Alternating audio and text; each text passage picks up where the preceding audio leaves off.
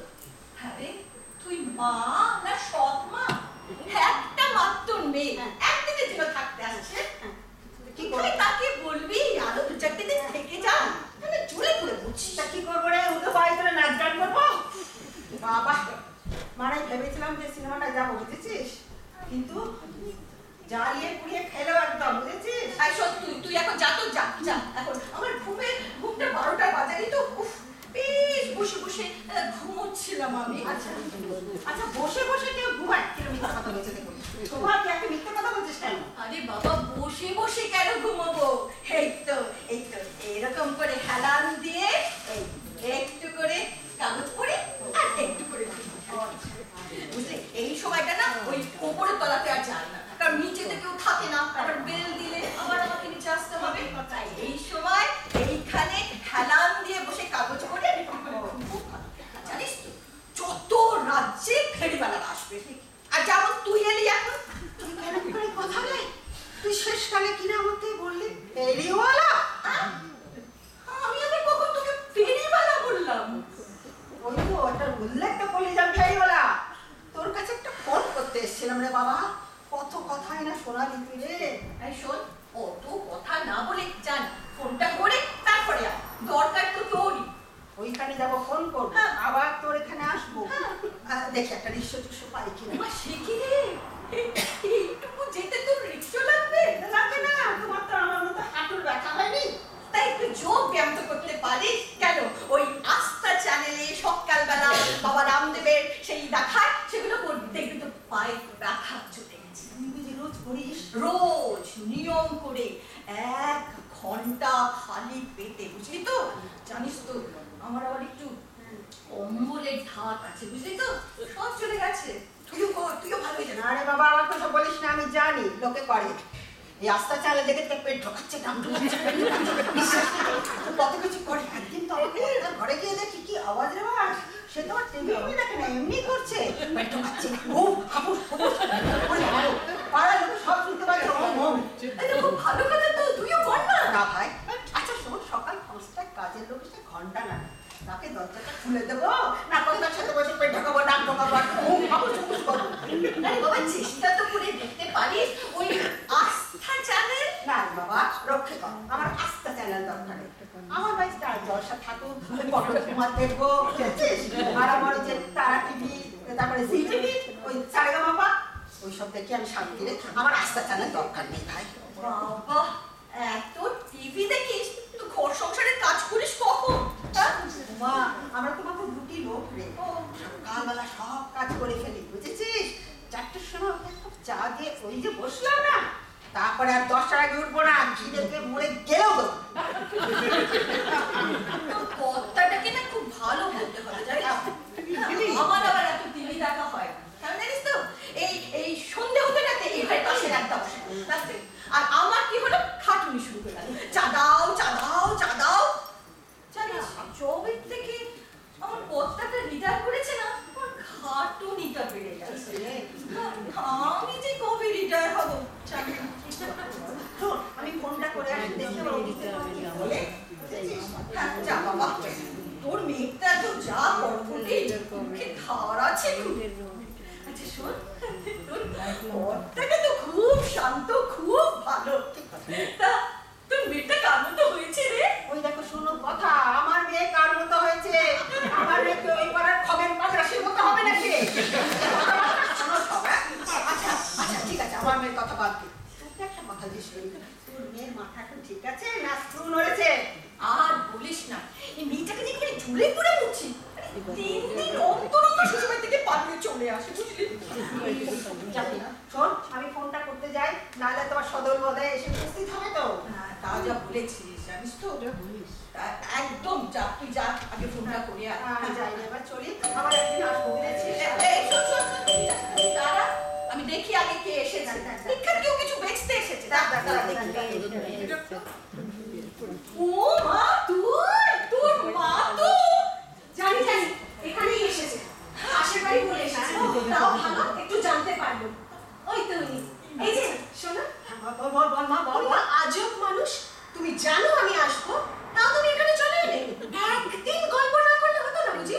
গল্প করতে তো আসেনি। না, শোভা বল না, না, একদম গল্প করে আরে আসিনি। বাবা, একটা জ্বর এসে একটু কথা বলতে বলতে একটু দেরি হয়ে গেল মা। জানো মাসি, আমি অনেকক্ষণ ধরে তোমাকে চেষ্টা করছি। প্রথমে বললো আউট অফ অর্ডার, তারপর বললো রং নাম্বার, তাই বাধ্য হয়ে চলে এলাম। আরে আমার নাতি নাতনি, তার বাবা সব কোথায়? বাহ, আমি তো এসেছি তোমাকে খুঁজতে, তা সকলকে খাই করে নিয়ে আসবো।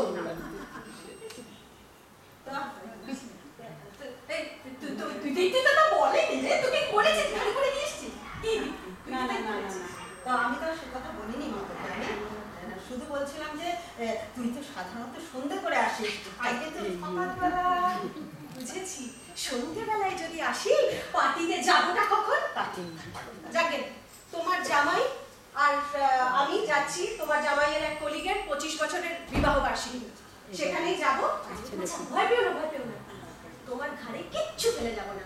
আমার কাজের লোকটাকে নিয়ে এসেছি, কৃষ্ণাকে মনে আছে তো? হ্যাঁ হ্যাঁ, ওকেই নিয়ে এসেছি, ওই বাচ্চা দুটোকে নিয়ে টিভি দেখবে। তোর কাজের লোকটা মানে খুব টিভি দেখে?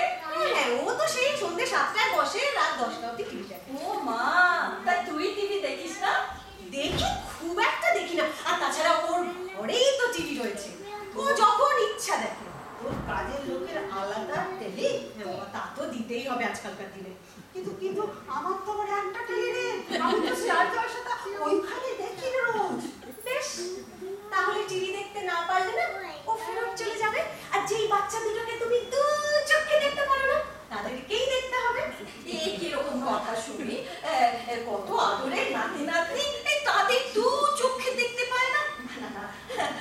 আমি তো জানি দীপ্তি না তোর ছেলে মেয়েদের খুব ভালোবাসে। হ্যাঁ বেশ বাসে, এই বয়সে আর মিথ্যে কথা বলো না গো, একদম সাজা। আমি চলি তাহলে রে। আর তুই কি আমার সঙ্গে একটু যাবি না মাসির সঙ্গে দুটো কথা বলে তারপরে যাবি? না না, তুমি যাও, আমি একটু পরে যাচ্ছি। হ্যাঁ শোনো শোনো, বাড়িতে কোনো ফল টল ফ্রুট ট্রুট আছে? না মা, তুই তো জানিস তো বাবা মা ফল খায় না। আমার বাড়িতে কলা আছে, দেবো? মনে পড়েছে, মনে পড়েছে, ওই যে সমুদ্রের বাড়ি না, কলা গাছ আছে, দুটো কলা গাছ।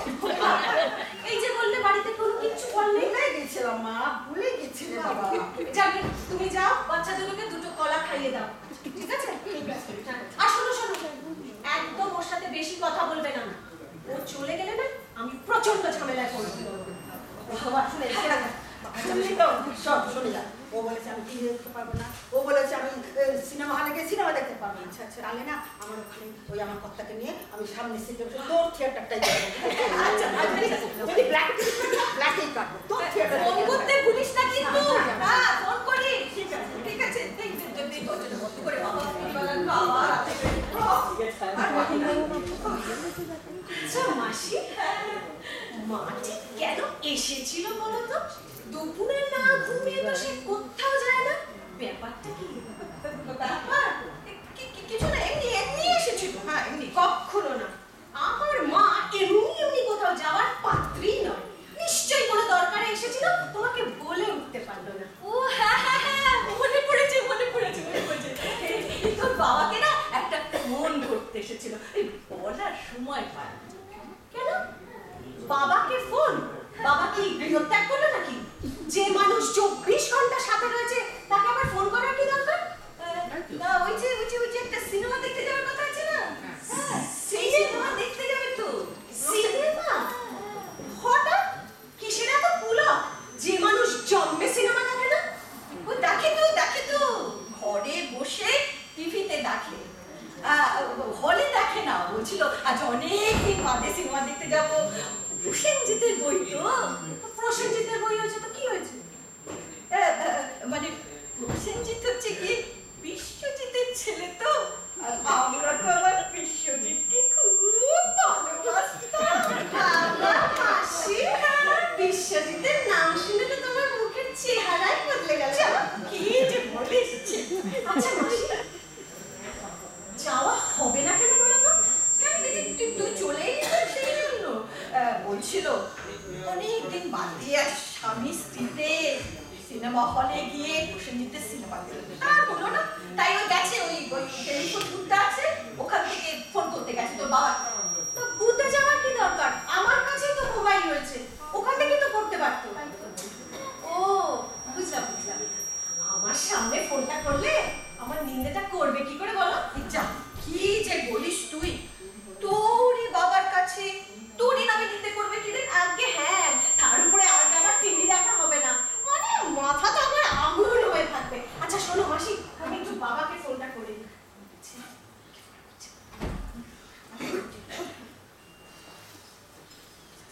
হ্যালো বাবা। হ্যাঁ আমি সুমি বলছি। হ্যাঁ হ্যাঁ আমি এসেছি, হ্যাঁ বাচ্চাদের নিয়ে এসেছি। হ্যাঁ শোনো না বাবা, আমরা না একটা পার্টিতে যাবো বুঝলে। হ্যাঁ হ্যাঁ, এই 8টা নাগাদ যাবো, ফিরতে একটু দেরি হবে, এই বাচ্চা দুটোকে একটু দেখতে হবে। আরে না না না, মাকে কিচ্ছু করতে হবে না, আমি কাজের লোকটাকে নিয়ে এসেছি। হ্যাঁ হ্যাঁ হ্যাঁ হ্যাঁ, আর শোনো না বাবা, তোমাকে না আমি আরেকদিন টিকিট কেটে দেবো, প্লিজ কিছু মনে করো না, আই এম সো সরি।